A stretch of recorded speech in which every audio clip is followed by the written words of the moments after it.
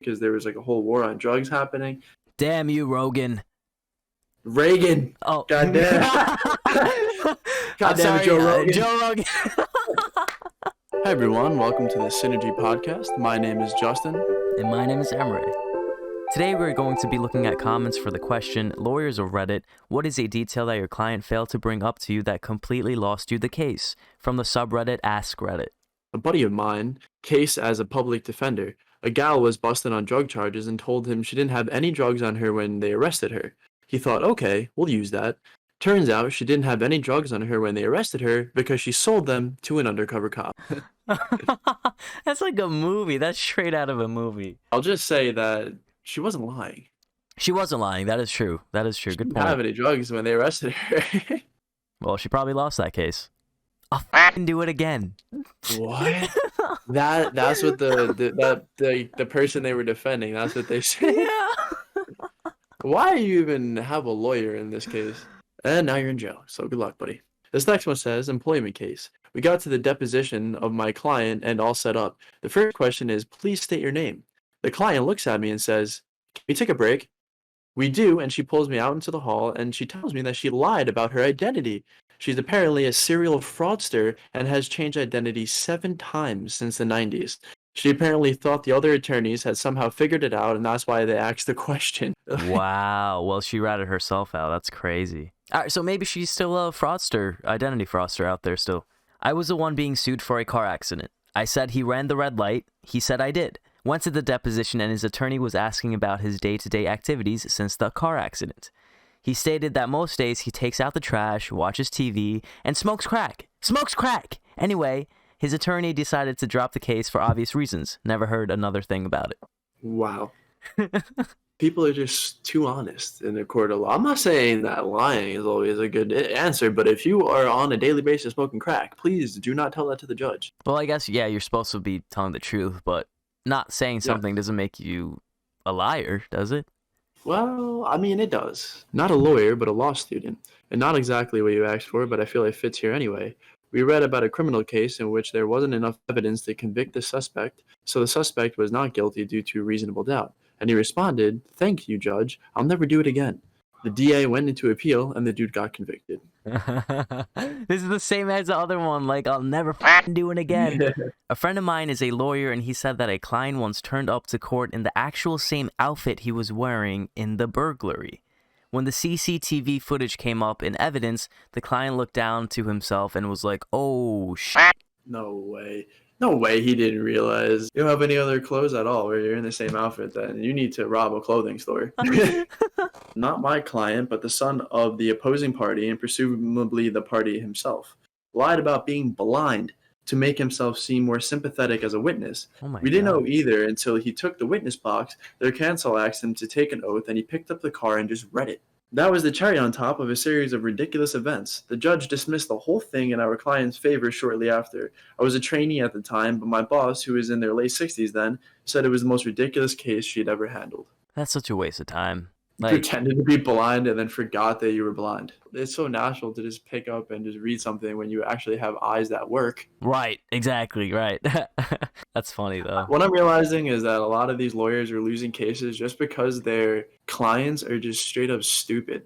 You know, I feel bad for the defense attorneys for sure, because, like, that's a hard job. To defend someone that's blatantly lying, and, like, they're not supposed to be lying. Represented an old lady who was in a minor car accident. When I say minor, I mean very minor. Photos showed no damage. She claimed her back hurt at the scene. Doesn't take ambulance. Goes to urgent care. They gave her pain pills and a prescription to get an x-ray. She takes her pre-planned and prepaid trip to Mexico. Comes back 1 week later and gets the x-ray. Continues complaining of pain. X-ray shows 3 fractured vertebrae. We sue. Insurance offers $1,000 to settle her case before they even take her deposition. She says no, wants more. During deposition, she admits that while in Mexico, she fell down the stairs at a mall, tumbling down 25 steps. Case settled for a lot lower than offered. Wow. Greedy. She should have just taken the money right there. That's like deal or no deal, you know what I mean? Howie Mandel's got that button in front of you. You're going to slam it, dude. 100 G's. I mean, also, she has a freaking spinal fracture. Like, that's pretty serious. I mean, you're going to need that money anyway. If there's any lawyers ever watching this for any reason, How come they even gave her any money at all after finding out that it had nothing to do with the car accident? I was also thinking that. That's a good point. Had a woman with an expensive fur coat, and she claimed that the laundry ruined it. It was kind of ruined, but the laundry claimed that those stains were already there. Judge ordered an expert opinion from a lab, and the fur coat had traces of cocaine and other illegal drugs all over it. Oh. There was a raid at her place, and then her husband got convicted because they found 7 kilograms of drugs. Oh, kilograms? Yes. Wow. I don't know how they got a warrant. Maybe it was so much drugs on her coat. I mean, after they get a lab analysis, I'm assuming that, yeah, they were like, this is like way too much. Like, this is like a mixture of drugs. You could have just shook the coat out and sold that. That he frequently calls his ex-wife a fat pig coke in front of the minor children. To be fair, I never explicitly asked him that. But guys, seriously, no matter how much you hate your ex, even if she is a fat pig coke, keep it to yourself. Parental alienation is real and not taken lightly. Do you think that was okay that you could just say that, especially in a court of law? I mean, even outside of court of law, of course, that's crazy, but... I mean, you're definitely going to not get the kids once you say that, but I guess you can say that. It's freedom of speech, right? Probably would have won that case. I'm sorry, if he's actually right and she does do drugs and there's children around, then he really should have probably got it, but... too much emotion. I'm going to take your case with the guy wearing the same clothes a step further. Okay. That he had a warrant out for him in another state for jumping bail under a known alias. That he was going to wear the same clothes to court that he committed the crime in. And driving a stolen car with a screwdriver as a key when he didn't even have a license to court. What? And he was drinking whiskey, taking opioids illegally, and smoking weed illegally in that car right before court. He was trying to claim that it was someone that looked like him that committed the crime and that he didn't do drugs, drive, drink, or have any criminal history at all. Those things he did before court, along with calling the judge, Your Majesty, and calling the arresting detective Ossifer instead of officer in court, invoking the Fifth Commandment instead of amendment, and being on camera both at the scene of the crime and on security cam outside the courthouse in the same damn clothes while getting wasted before his hearing kind of sealed the deal against him. Oh my God. Yeah. I mean, this guy was just snowballing. Obviously, the drugs are talking after that point, but if I was a judge, it would be really hard not to laugh when this wasted dude's like, Your Majesty. I don't know why. All right, Your Majesty. The next comment says, my client was a defendant in a marijuana trial. At one point while she was testifying, I noticed the jury looking down at her legs and feet. She had a tattoo of a marijuana leaf on her ankle. This was the 1980s. She had always worn pants to the office. She wore a dress to court. Guilty. Just like some people get Chinese or Japanese letters on their body and it really says something else, maybe she thought it was like a palm tree or a palm leaf or something. Right. Your Majesty, you're making an ass out of you and I, both. Yeah, weed in the 1980s was way worse offense. That is true. Maybe that has something to do with it because there was a whole war on drugs happening. Damn you, Rogan. Reagan. Oh. God damn. God damn it, Joe Rogan. Joe Rogan. Not a lawyer, but was a juror on a medical malpractice case. Family was suing doctor for negligence after the wife died pregnant in her late 40s, already a high risk, which is understandable. They said the doctor never checked on her or tried to help her. We were on the fence with things until a nurse showed up with a big pile of records of the doctor calling up the hospital several times, texting the nurse to get updates, and of course the security footage of him coming in several times to actually check on her.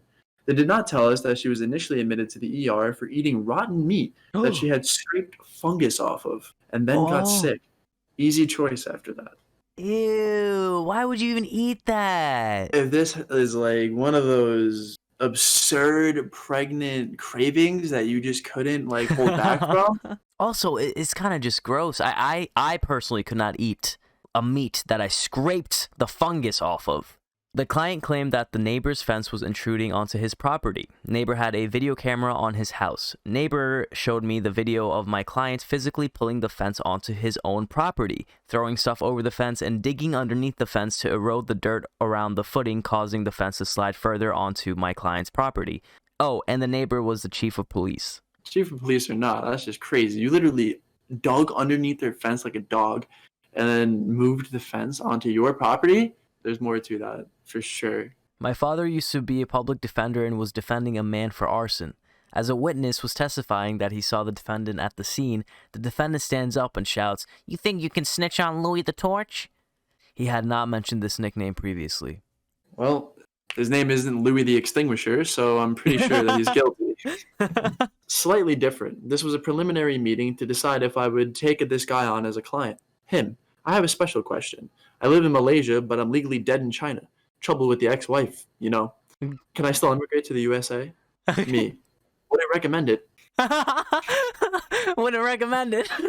He's like, identity fraud is not a good first step to your lawful permanent resident status in the United States of America. That's crazy. Like, that's definitely a special case.